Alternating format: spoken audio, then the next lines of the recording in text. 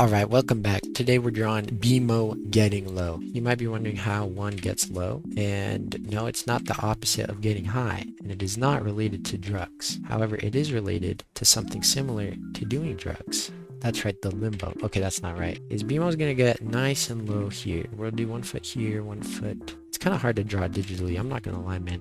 Like, if I was doing this on pen and paper, I feel like it'd be a lot easier, but I'm trying to learn digital art, so this is the way to do it. The plus sign, you can kind of see under it because he's doing the limbo.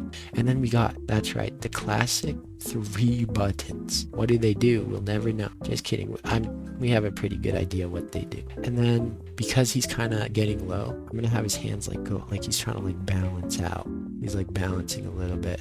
Yeah, look at that balance. Okay, and then we're gonna make his face look really exerted because he's focused right now. He's gonna be little angry lines. You know, he's like, I've never been so close to the ground as I am in this moment, which is not true. Well, let's be honest. He's pretty close to the ground already because he's not the tallest guy. And then he's gonna be smiling because he's like jazzed about what he's doing right now. And he's got the tongue out because that's a classic sign of exertion. Okay, now we need to portray to the person who is viewing this what he is getting down under. And of course, that is our limbo bar. Now the hardest part about a limbo bar is drawing a straight line. This is the hardest part of the drawing. Okay, there we go. Perfect. Okay, that looks pretty good. Now it's time to render, as they say. I learned that word. You know what? He's exerting himself pretty hard here with this physical activity. So we're going to draw something that disobeys the laws of physics. These sweat marks will indicate his exertion, even though not very accurate to what he would actually do in real life. But that's okay because Adventure Time is it's a fantasy story, so we can do stuff like this without it seeming too crazy. Okay, perfect. Actually, this is looking pretty good. Now, what we're gonna do is we're gonna get a color palette. This is my favorite paintbrush because it's the only one that I know how to use. What color palette will look best? That looks good. Okay, there we go. We gotta be mad careful too because we don't want to go over the lines. We're not in second grade anymore, bro.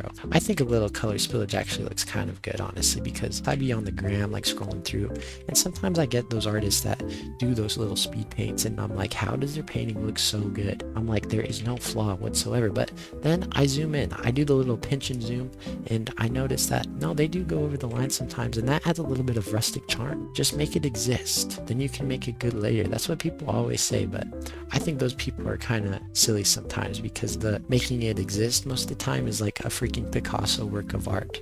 And I'm like, okay, bro, let's be real. Let's self-reflect a little bit. You're not gonna have to make it good later. It's already good. Let's get down here a little bit too. Actually, let's increase the size. And by increasing the size, you know what else we're increasing? Productivity. The sunk cost fallacy might apply with that. I don't know. I think I kind of want a candy cane look for the bar. I'm not gonna lie. Why would I lie about that though? That's kind of a silly saying, honestly.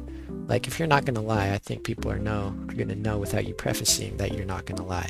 Like, let's say you go to a social gathering, right? And everyone's having a really good time. And you have some, like, it's gonna be a bit of a buzzkill, but you just gotta get it off your chest. You have some, like, groundbreaking revelation kind of news. You just gotta tell the group. And so you go up there, you take a big sigh, and you're like, guys, I got something to tell you. I don't think you need to preface that with, I'm not gonna lie. Honestly, if you say, guys, I'm not gonna lie, I have something to tell you, I think they take you less serious, honestly. Guys, I'm not gonna lie, I'm about to rock your freaking world. Like, no, that's not the way you go about, especially in a serious situation, dropping some knowledge like that. But I don't know. I've never tried it before. Maybe that is the way to go about it. Lighten the mood before and then drop the truth nuke. That might be the way to approach it. It's looking pretty solid, honestly. Now it's time for the arms. Let's look at the reference photo again. Okay, a little lighter shade. Oh yeah, that's looking nice. This appendage, let me tell you, it's freaking colorful right now. Okay, that looks fine. Remember, it doesn't have to look perfect. We're doing a bit of a speed paint here. Bro, those speed paints are so cool. I remember lying in bed some nights and watching like the speed paints and just being like, dang, I'm gonna be that good one day. And I mean, I've been improving. That's for sure. I'm not at the level that a lot of big artists are at, but obviously they've been doing it for years, man. They've been doing it for gosh dang near a millennia. And that's not a true thing I just said, but I just mean they've been doing it a long time. And the longer I do it, the better I get. And honestly, I actually don't think the amount of joy I get from doing it will increase that much with the better I get. I mean, like, it'll be awesome being able to make things in my head come to reality, come to fruition, but I enjoy it. Like, right now, I'm enjoying it. Now for the face. It's honestly a little bit lighter, a little bit of green too, honestly, like this. Yeah, that looks perfect.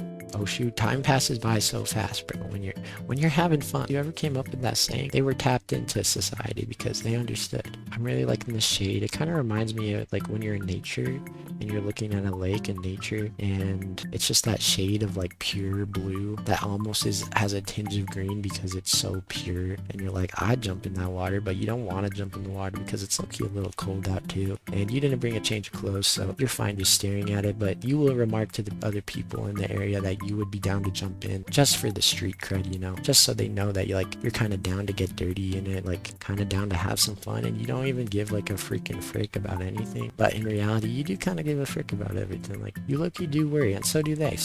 Like, some of them might even agree with that statement. They're like, bro, you're gonna jump in? They're like, I'll join, but nah, nobody wants to join, bro. Nobody wants to get in that water. There's gonna be like malaria. All right, look at that. Honestly, a little too green, but it's okay. Okay, now let's get the candy cane rope that he's going under.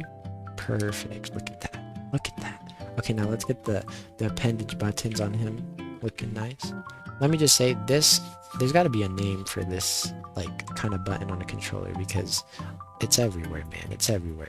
Except a PS controller and a Nintendo Switch controller. Actually, it's not everywhere. It's just like on an Xbox controller, let's be real. But Xboxes are pretty popular, so you probably are going to encounter one in your life. And I never use them. I gotta utilize them more because honestly, like if you're playing a 2D Mario platformer, they're probably the way to go because they add a level of precision that you just can't get from this thing. Like the little analog stick, like you can't be quite precise with that unless you're playing a shooter, then you're in the right place. Okay, should I use the same shade of red? No, let's get it a little lighter. Okay, yeah, that looks nice. Oh yeah, look at that. That looks nice and pressable. Kind of like the destruction button from that one movie where the monsters versus the aliens, which is actually, I'm realizing, the name of the movie. Kind of nice of whoever made it to make the name so self-explanatory, honestly. Honestly, I feel like more movies should do that. Just name about what the movie's about. Like, I don't know, Star Wars? That's the same thing, actually. It's Wars in the Stars. Let's think of a movie that didn't do a good job at that, though. I don't know. I feel like most movies kind of have a good name. Avengers Endgame? No, that's a good name. Actually, the first Avengers. That doesn't... You hear Avengers, like, the first one? You have no idea what goes on in that movie, bro. Like, what are they avenging? Like... I mean, you could probably assume, though, like, the posters, them, like, all fighting in New York, you're probably like, yeah, they're probably avenging, like, humanity. Maybe the Earth. Maybe just, like, good as a whole. You could probably infer that pretty easily, which I'm sure the people who designed the poster were kind of counting on that. Which, W design department, for real, because, I don't know, could I have done that? Like, I probably would have named it, like, Super Team. That would not have hit at the box office, bro. I'm gonna be real. Okay, look, this button's kind of hard to do. But maybe it would. Honestly, though, that's kind of a good question that I've never thought about. If they named Avengers Super Team, would it have done as well as it did? Would it? Let's think about that. Let's take a moment just to think about what could have been. Super Team? Super good movie is what I'm talking about, bro. Like, and also, this also reminds me, like, people refer to superhero movies as slop, but, like, I don't know. There's people who put a lot of love into those movies, and I feel like if people put love into something, can it still be considered slop? I mean, maybe. I guess it depends on your like definition of the word slop too. Maybe like low key, if you live in like, I don't know, the desert, when someone says slop to you, you're just thinking about dinner time. But if you live in downtown not New Mexico, but I was just thinking of desert.